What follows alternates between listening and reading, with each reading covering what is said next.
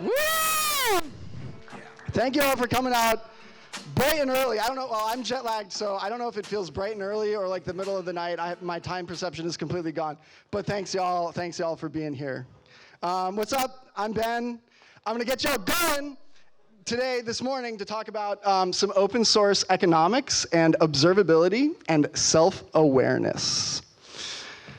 So I went through a few iterations on what I wanted to talk about here, and where I landed was progress towards a self-aware collective. So what the hell does that mean? We'll get into it in a second. Do we have a clicker, or I just go click? Oh, sweet, we have a clicker, yes.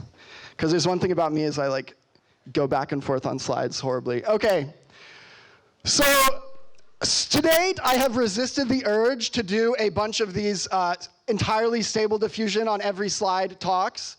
And I've resisted the urge today, but I couldn't resist putting in just one. So here is a DALL-E image of an open source digital society observing itself to become self-aware. Very cool. I don't really know what it means, but this is what the AI thinks I'm going to be talking about. Not that that tells us much. So what do I mean when I say self-awareness?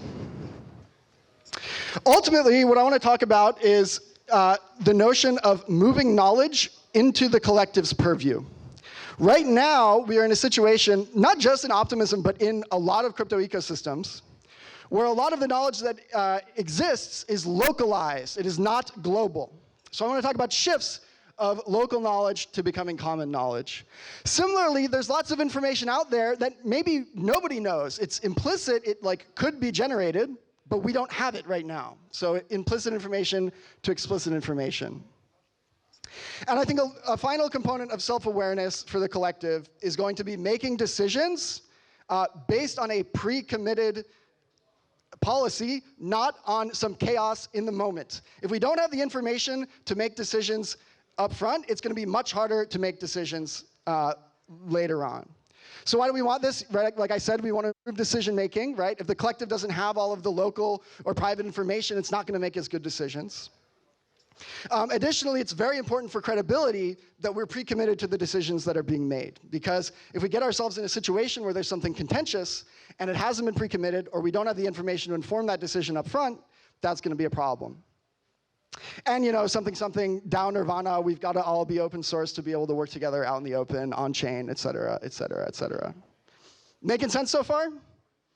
Yeah, okay, hell yeah. And then in terms of where we want this self-awareness, I'm going to talk about kind of two components.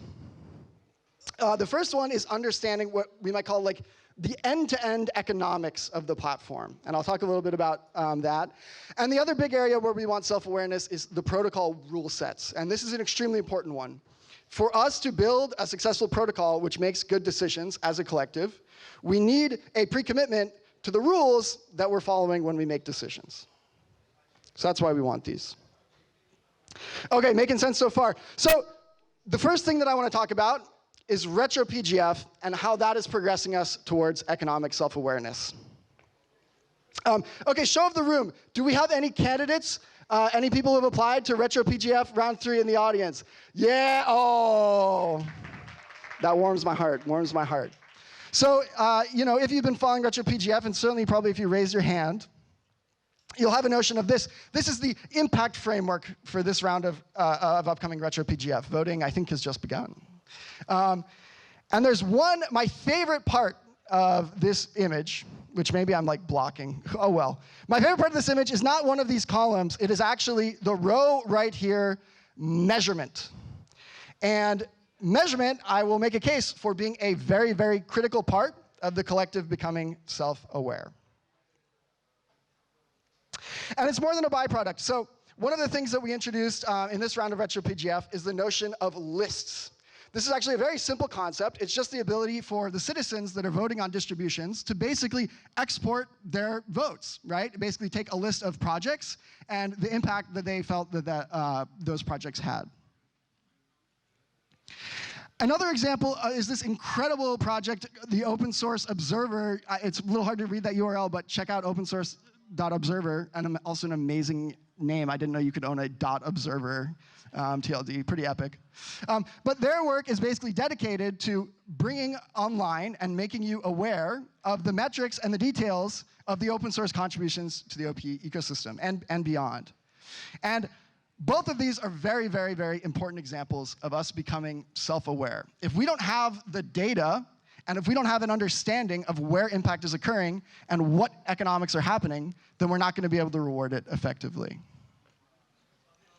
Okay, I have a confession to make at this point. Let me take us on a slight detour that I'll loop all back together. But I will admit that over the past couple years, I have become obsessed with Web 2 economics. I know, it's horrible. We're in the world of Web 3. A lot of things are different. I've been obsessed with Web 3 economics for a long time.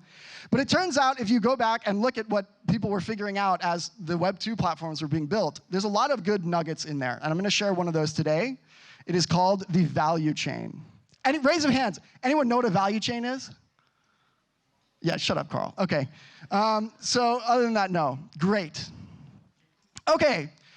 I'm going to give an optimistic spin on what a value chain is. Effectively, a value chain is a map that defines the economic relationships between entities. Okay, so here's a very simple example of a value chain with just two entries, entity A and entity B. And we have a purple line describing the impact and a green line describing the profit. And generally, this is a pattern that we see in the economic relationships between entities and ecosystems. One entity is providing some form of impact or value to the other, who's usually paying for it.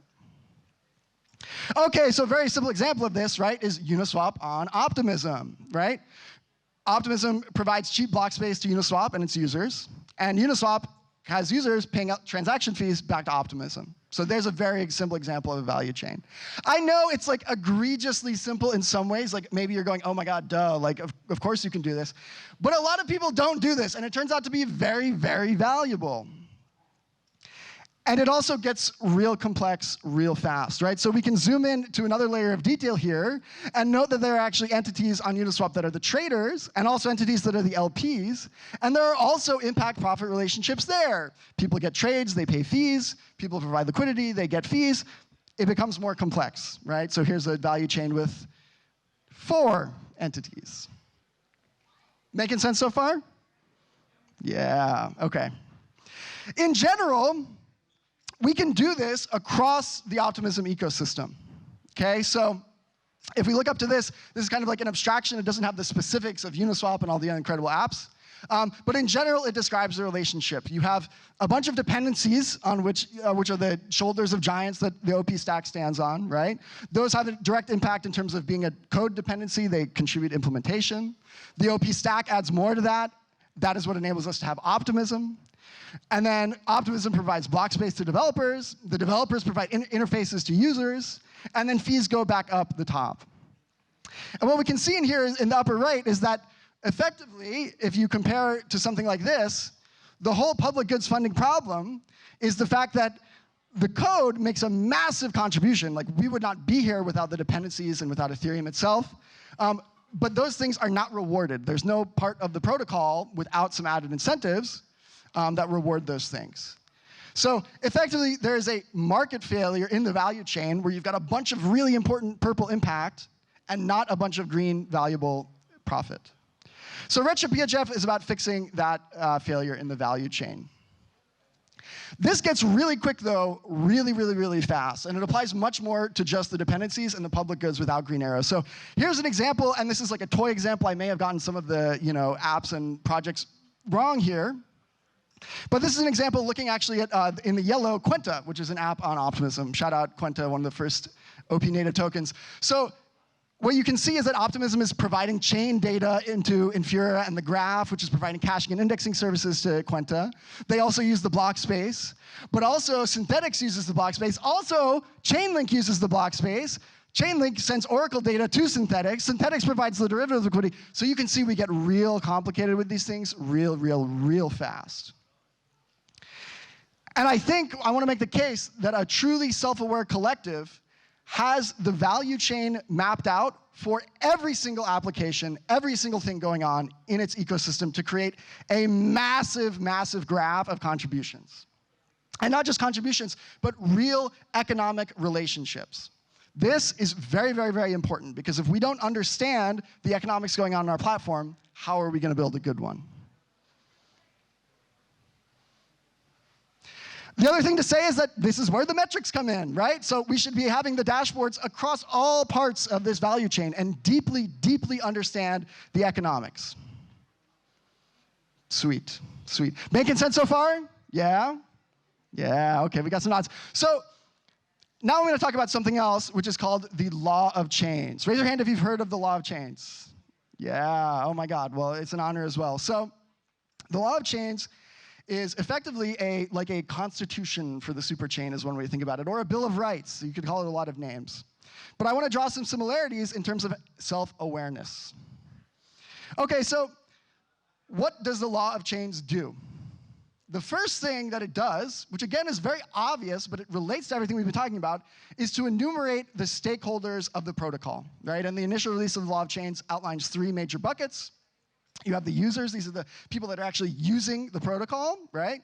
You have the chain governors. These are folks like Coinbase, who are the governor of their little OP chain in the superchain. Actually, they're incredible, amazing OP chain.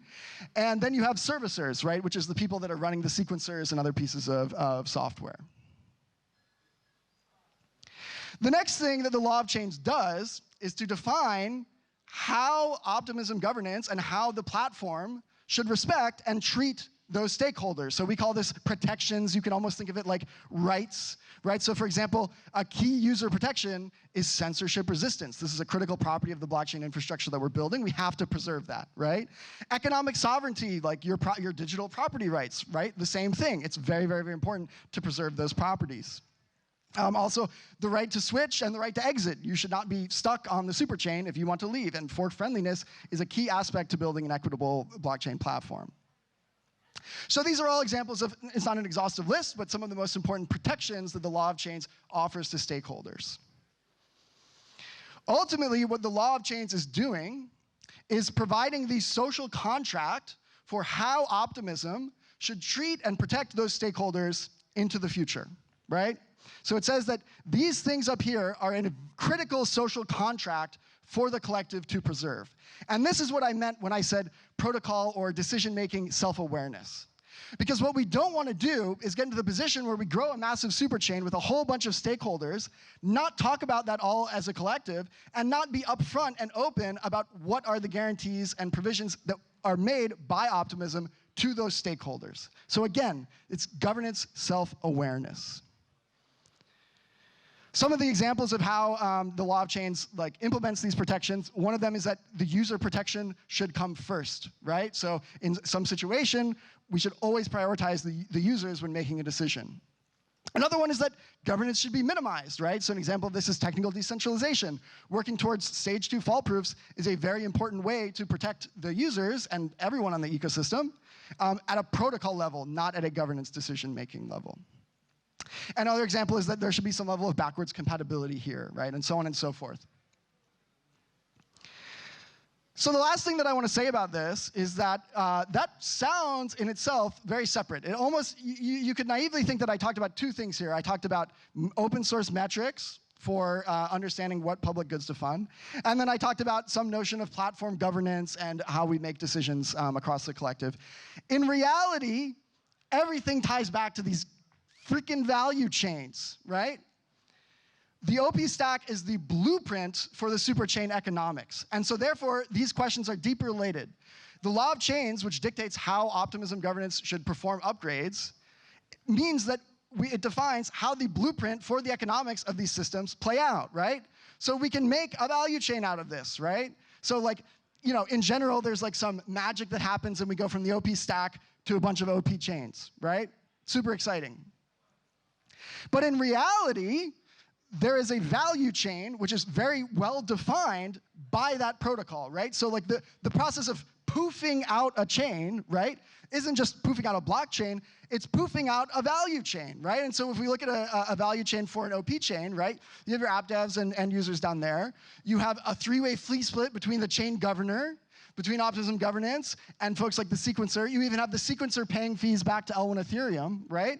And the important critical thing to understand is that the protocol, every bolded green arrow here, is defined by the protocol, right? And what this means is that the two things that I just talked about are very interrelated, because it is the protocol which defines many of the key economic relationships between the stakeholders, between the public goods that create them, and the entire ecosystem as a whole. So this is a critical thing for us to understand. We've got about 5 minutes left. I was hoping to take some questions. We'll see if we have time. But putting it together, right, what is going to be the end result of all this? We will have a collective that deeply and intimately understands its own economics to make informed decisions, rewards its contributions correctly due to that knowledge, and governs via credible, predictable decisions that it has stated how it will operate on upfront. So that is what it means to be a self-aware collective. That is what I think we're striving for in the next few years. And thank you very much.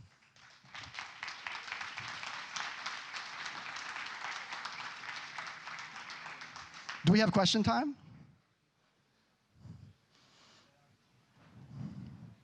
Hey, Tony, do we have time for questions? Okay, we got time for 2 questions. I think there was a QR code if y'all scanned it. If not, just like shout out questions to me and I'll repeat them. Yes? What are the first actionable steps for a self-aware collective? Honestly, I think that RetroPGF is an incredibly strong starting point, because RetroPGF is all about trying to explain measurements to justify decisions on impact, which informs allocations. So that's kind of why I started with RetroPGF, because I think that is a first key critical step. That is especially true for the self-awareness of the economics of the protocol. That's going to be a key place. I think that's like the entry point. And it doesn't stop there. I think we have to expand to like using attestations and reputation and all these things to like create a true, like literally I think the end state is going to be a giant on-chain graph that basically shows you across the entire collective all of the economic flows and impact relationships and who's connected to who. But I think it starts with RetroPGF. It's a very clear value, problem where we're fixing a part of the value chain. It's the first place where we're starting to observe. We have one question on the side. One question on the side. Can you talk more about the Superchain and how you were supporting L2s on there? Oh, most definitely. Okay, so yeah, I mean, I guess I could have started with a bit of what is the Superchain, right? So the Superchain is the collection of chains that are all running the governance-approved release of the OP stack. What this basically means is that it is a network of aligned chains that are all contributing back to the collective, that have the public goods that enable them be funded by those contributions, and create a large, homogeneous, horizontally scalable chain. So the Superchain is our word for a bunch of chains that are not disparate chains, but they're not also one big chain. They're an aligned set of chains working together. So that's what the Superchain is. And you know, when we go, for example, you know, when we look at a code base like this, or a diagram like this, what we're going to see is a bunch of OP chains in the middle in red. Like I made this diagram a while ago, so it's just one optimism, right? But if you imagine one level of zoom, you have a bunch of OP chains that all have application developers and end users and so on and so forth. And I think this is another thing for us to be like aware of, and a key to the self-awareness of what we're doing is that it is critical for us to support those chains as a collective. So, you know, one of the arguably biggest transformations that Optimism has gone through in its history is the transition to the Superchain, where we go from a world of one chain to a world of many. And that is an intentional decision because the technology is ready to be replicated and the demands from the users are ready to reach horizontal scalability. And it's time for the collective to support those amazing folks. All right, that's all time. Thanks so much, y'all.